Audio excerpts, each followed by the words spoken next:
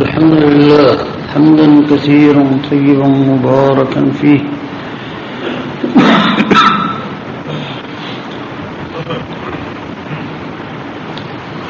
الحمد لله يحصى وشكرا كما يحبه ربنا ويرضى. أما بعد فأعوذ بالله من الشيطان الرجيم.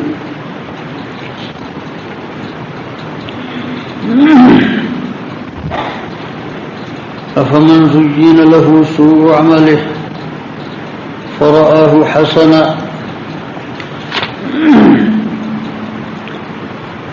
فإن الله يضل من يشاء ويهدي من يشاء فلا تذهب نفسك عليهم حسرات إن الله عليم بما يصنعون.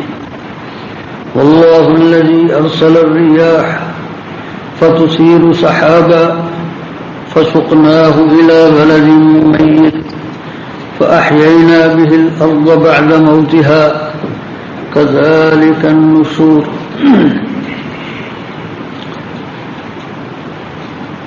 فرمایا اللہ رب العزت والجلال نے تو بھلا جس شخص کو زینت بنا دیا گیا، سجا کر دکھایا گیا اس کا برا عمل اور وہ اسے اچھا ہی دیکھتا ہے، تو کیا تم اس کے بارے میں کیا کر سکتے ہو؟ اس لیے کہ یہ اختیار تو اللہ کے ہاتھ میں ہے. فإن اللہ یضل من یشاء ویہدی من یشاء، کہ اللہ تعالیٰ جسے چاہے گمراہ کرے اور جسے چاہے ہدایت سے نوازے. فلا تذهب نفسك عليهم حسرات، تو ایسا نہ ہو کہ تم اس پر افسوس ایسا ہی کرو کہ تمہاری جان ہی جاتی رہے. ان اللہ علیم بما یصنعون، اللہ جانتا ہے جو کچھ وہ کرتے ہیں. اور اللہ وہ ہے کہ جو ہواؤں کو بھیجتا ہے، جو بادلوں کو اٹھاتی ہیں اور ہم وہ بادل ایسے علاقوں کی طرف لے کر جاتے ہیں جو جہاں کی زمین مردہ ہو چکی ہوتی ہے، اور پھر اس بادل کے ذریعے سے ہم زمین کو زندہ کرتے ہیں جبکہ وہ مر چکی ہوتی ہے. اسی طرح تم نے بھی دوبارہ اٹھنا ہے.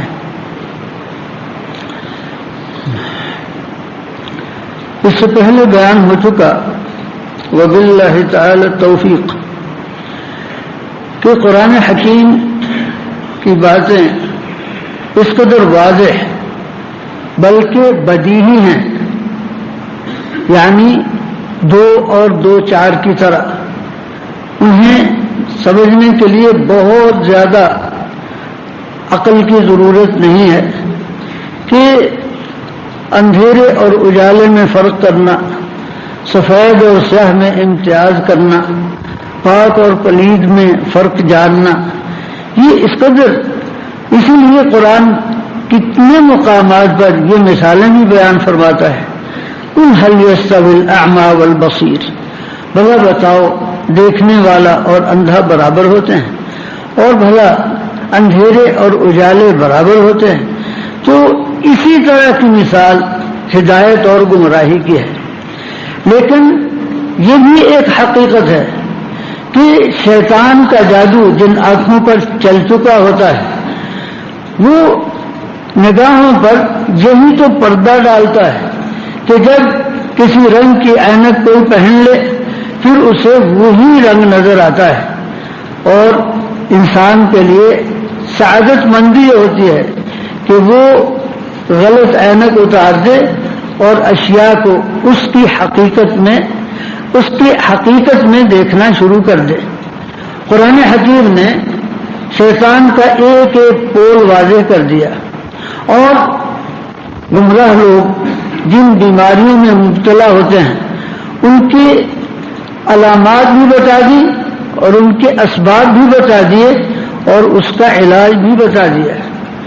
اور وہ آیات جو آج ہم پڑھنے جا رہے ہیں ایک بہت بڑی بیماری کی نشاندہی کی قرآن نے فرمایا، اے محمد صلی اللہ علیہ وسلم بھلا بتاؤ، افمن زین لہ سوء عملہ فرآہ حسنا، کہ جس کو اس کا برا عمل اس کی نگاہوں میں سجا دیا جائے اور وہ اس برے عمل کو اچھا جانتا ہو، اب اس کا کیا علاج ہے؟ یہ شیطان کا بہت بڑا داؤ ہے کہ وہ اچھی چیزوں کے نام برے اور بری چیزوں کے نام اچھے رکھ کر دنیا میں بری چیزوں کو رواج دیتا ہے۔ آپ اپنے ارد گرد دیکھ سکتے ہیں کہ جب انسان کی نگاہ صرف دنیا تک محدود ہو جائے اور وہ اسی کو سب کچھ سمجھنے لگے، آخرت سے اندھا ہو جائے، ہم سمجھتے ہیں کہ بہت روشن خیال ہو گیا ہے۔ یہ روشن خیالی کیسی ہے کہ جسے صرف دنیا نظر آتی ہے اور آخرت اس کی نظروں سے اوجھل ہو جاتی ہے اور اس کی نظر محدود ہو جاتی ہے، ہم سمجھتے ہیں کہ یہ روشن خیال ہو گیا ہے، یعنی روشن نظر ہو گیا ہے، تو وسیع نظر ہو گیا ہے۔ کتنے اچھے نام رکھے جاتے ہیں اور در حقیقت ان کی کیا ہے؟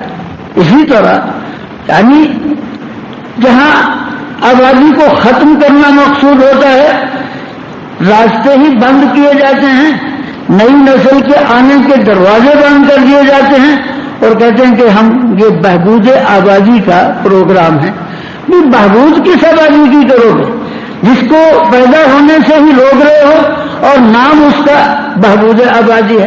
تو اسی طرح ہماری آپ روزمرہ میں دیکھیں گے تو کتنے الفاظ ہیں جو یعنی برائیوں کو ہماری نگاہوں میں چاہے کہ گوارا بنانے کے لیے ان کے اچھے اچھے نام رکھ دیے جاتے ہیں۔ اور یہی وجہ ہے کہ رسول اللہ صلی اللہ علیہ وآلہ وسلم نے جو ہر خطبے میں ارشاد فرمایا کہ سب سے اچھی بات احسن الحدیث کتاب اللہ، سب سے اچھی بات اللہ کی کتاب ہے، وخیر الہدی ہدی محمد صلی اللہ علیہ وسلم، اور بہترین راستہ حضرت محمد صلی اللہ علیہ وسلم کا ہے، وشر الامور محدثاتها، اور سب سے بری بات برے اعمال وہ ہیں جنہیں بدعت کہا جاتا ہے، جو دین میں نو ایجاد ہوتے ہیں، ان کو شر الامور کہا گیا، اس لیے کہ یہ ہر گناہ سے برے گناہ ہوتے ہیں، کہ جو گناہ ہوتا ہے وہ تو انسان کی نگاہ میں ویسے ہی برا ہوتا ہے۔ آدمی آج نہیں تو کل جب اسے احساس ہے کہ میں ایک برا کام کر رہا ہوں تو آج نہیں تو کل توبہ کر لے گا، ایک طرح کی وہ ندامت محسوس کرے گا۔ گناہ ہے تو دنیا سے کم از کم انسانوں سے اپنے آپ کو چھپائے گا، اور نہیں جیسے فرمایا نا رسول اللہ صلی اللہ علیہ وسلم، کسی نے پوچھا تھا نا کہ نیکی کیا ہے اور برائی کیا ہے؟ فرمایا گناہ وہ ہے کہ کرے کا یطلع علیہ الناس، کہ جس کے بارے میں تمہیں اچھا نہ لگے کہ لوگوں کو پتہ چلے کہ یہ بھی کرتا ہے۔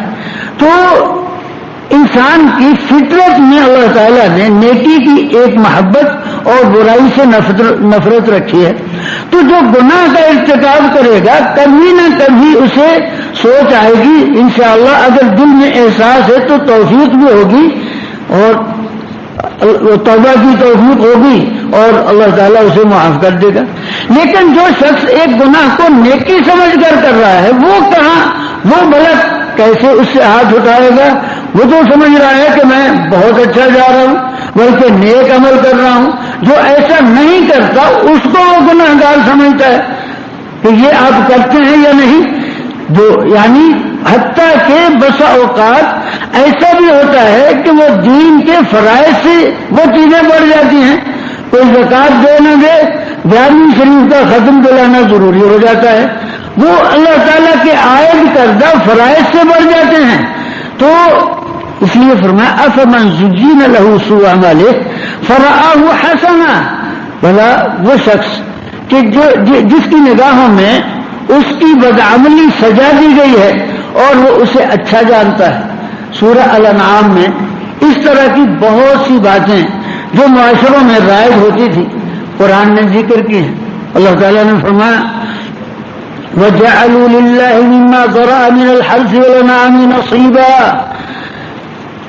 یہ بدعات اس طرح معاشروں میں جڑ پکڑتی ہیں جیسے نصارہ میں بھی تھا، فرمایا وَرَهْبَانِيَّةً ابْتَدَعُوهَا مَا كَتَبْنَاهَا عَلَيْهِمْ إِلَّا ابْتِغَاءَ رِضْوَانِ اللَّهِ فَمَا رَعَوْهَا حَقَّ رِعَایَتِهَا، کہ ہم نے نصارہ پر رہبانیت فرض تو نہیں کی تھی لیکن انہوں نے بدعت کے طور پر اختیار کر لی، جنگلوں کا رخ کر لیے، عبادت خانے بنا لیے، معاشرے سے کٹ کر، دنیا سے کٹ کر الگ سے انہوں نے جگہ بنا لی، یہ ہم نے ان پر کبھی فرض نہیں کیا تھا۔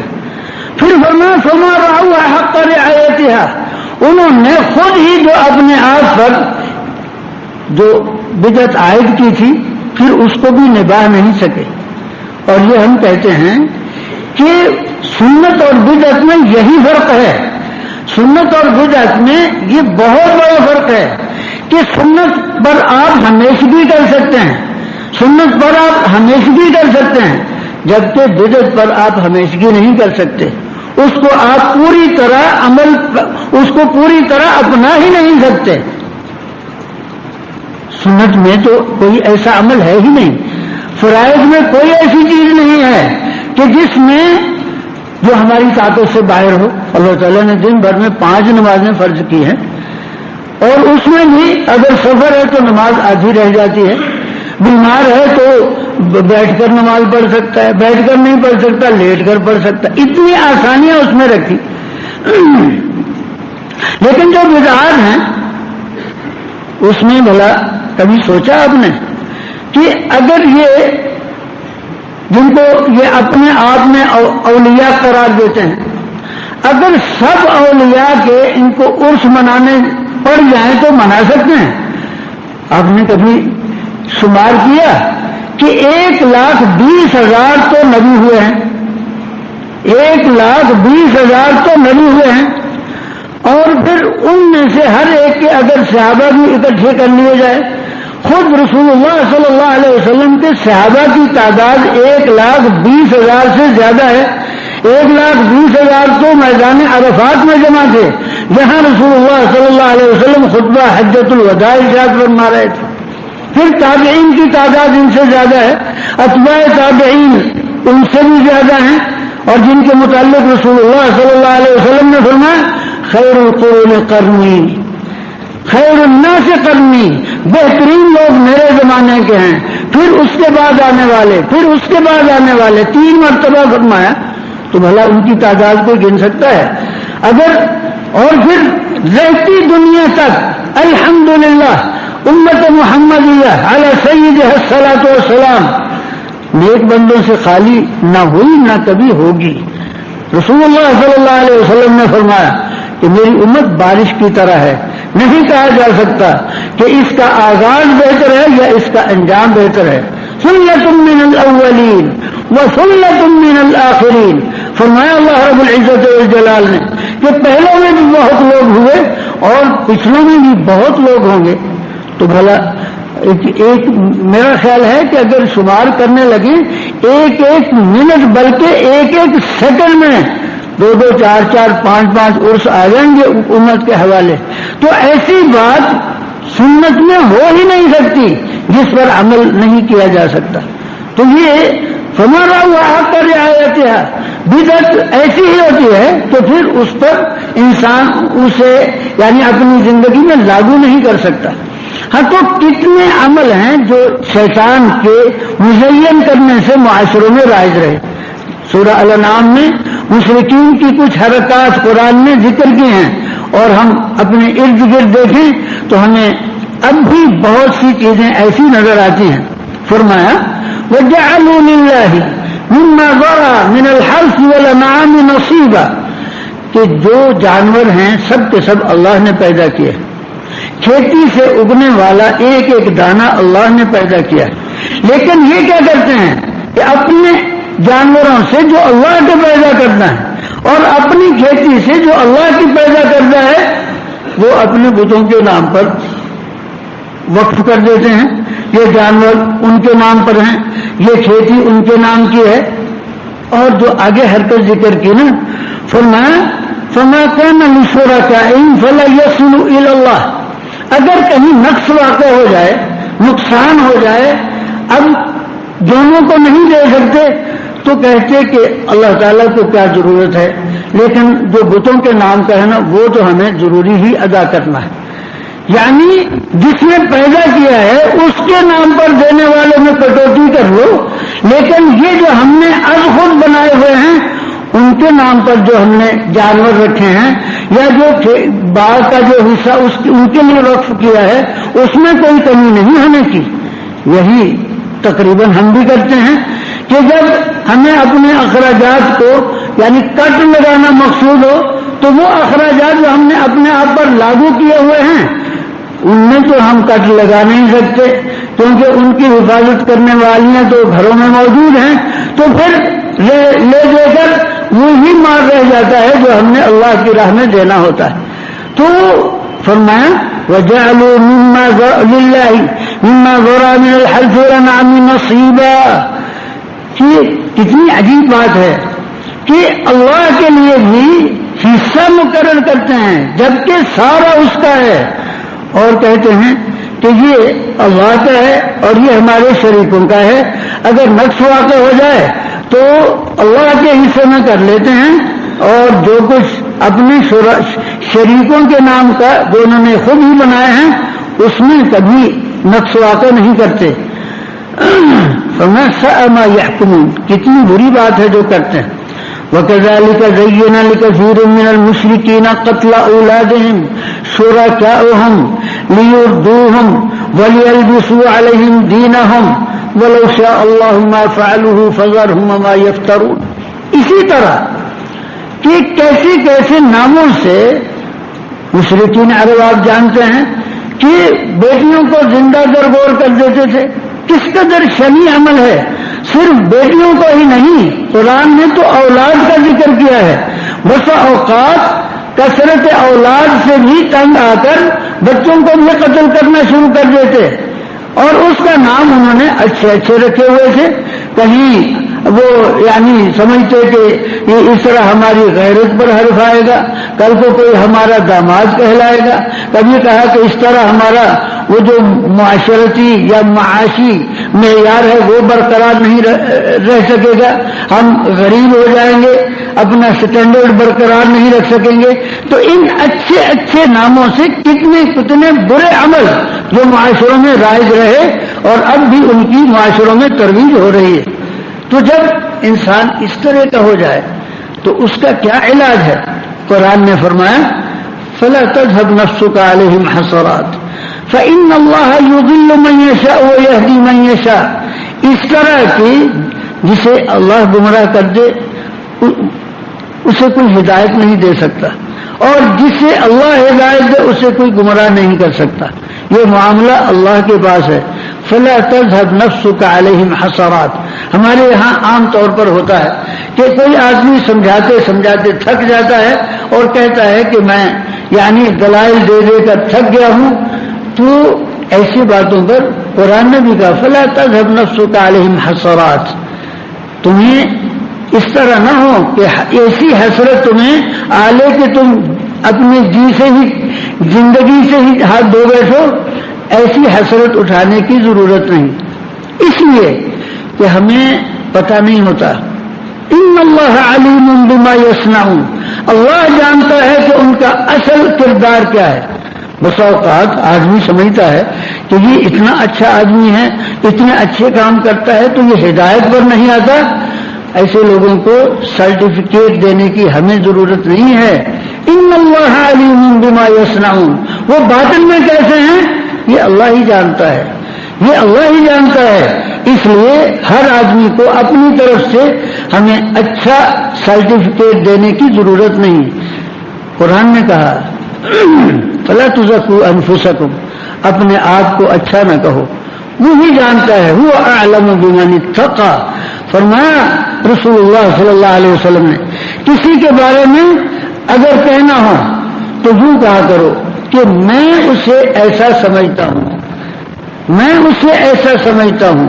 ولا ازکی علی اللہ احدا. اللہ کے حضور میں کسی کو پاکیزہ نہیں کہہ سکتا اور حساب اس کا اللہ کے ذمہ ہے. تو اس لیے کہ ہم بسا اوقات کفار سے مرعوب ہو جاتے ہیں اور نہیں جانتے کہ ان کی نیتیں کیا ہیں، ان کی نہیں. اس لیے میں اس کا ترجمہ یوں کروں گا کہ جو اللہ کے وفادار ہیں وہ نعمتوں میں ہوں گے. وَإِنَّ الْفُجَّارَ لَفِي جَحِيمٍ. اور جنہوں نے اللہ سے بے وفائی کی، آج ایک کی عبادت کل دوسرے کی عبادت، یہاں اس کو پکارا وہاں اس کو پکارا، لفی جحیم، وہ بھڑکتی ہوئی آگ کا ایندھن بنیں گے. یصلونہا یوم الدین. یہاں قرآن کا لہجہ دیکھو. قرآن کہتا ہے اس جہنم میں یہ قیامت کے دن دھسا دیے جائیں گے. یصلونہا یوم الدین. صلی یصلا کا معنی اگر آپ نے سمجھا ہو نا تو کبھی یہ جو بھوبل ہوتی ہے نا تپتی ہوئی راکھ میں جس طرح یہ لوگ سٹا ڈالتے ہیں نا، جس کے نیچے اوپر دائیں بائیں گرم ریت یا بھوبل راکھ ڈالی جاتی ہے، یہ معنی ہے صلی یصلا کا. یصلونہا یوم الدین. آگ میں دھسا دیے جائیں گے فیصلے کے دن. وما ادراک ما یوم الدین. تمہیں پتا بھی ہے؟ تمہیں کیا پتا کہ یوم الدین کیا ہے؟ پھر تمہیں کیا پتا کہ یوم الدین کیا ہے؟ یوم لا تملک نفس لنفس شیئا. جس دن کوئی کسی کے لیے کسی چیز کا مالک نہ ہوگا. والامر یومئذ للہ. اور معاملہ سارے کا سارا اللہ کے ہاتھ میں ہوگا. اس دن سے ڈرو کہ اس دن اس کے سامنے جانا ہے. اگر کسی نے اس کے ساتھ شرک کیا ہوگا تو کس منہ سے اس کے پاس جائے گا؟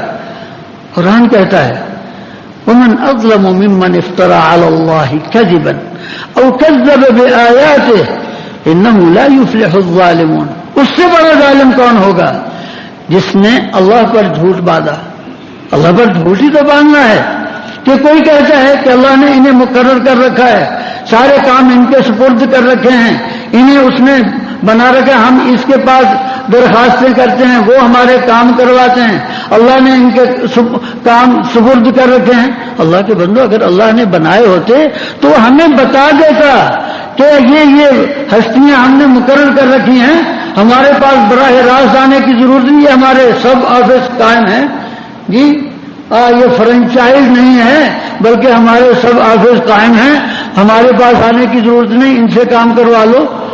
قرآن تو اس کے برعکس کہتا ہے کہ جب مشرکوں نے کہا کہ ہم تو ان کی عبادت اس لیے کرتے ہیں کہ یہ ہمیں اللہ کے قریب کرتے ہیں، اللہ تعالیٰ نے اتنبئون اللہ بما لا یعلم.